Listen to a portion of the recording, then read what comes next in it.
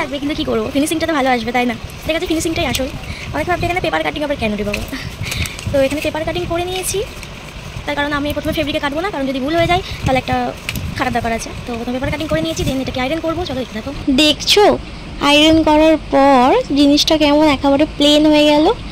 এরপর স্টিচ করার সময় কাপড় এদিক ওদিক একদমই হবে না, আমরা ভালোভাবে স্টিচ করতে পারবো।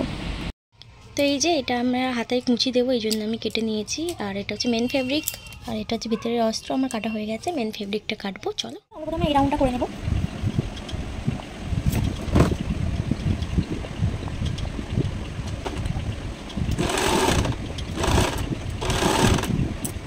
চলো তোমরা ফিনিশিংটা দেখে নাও।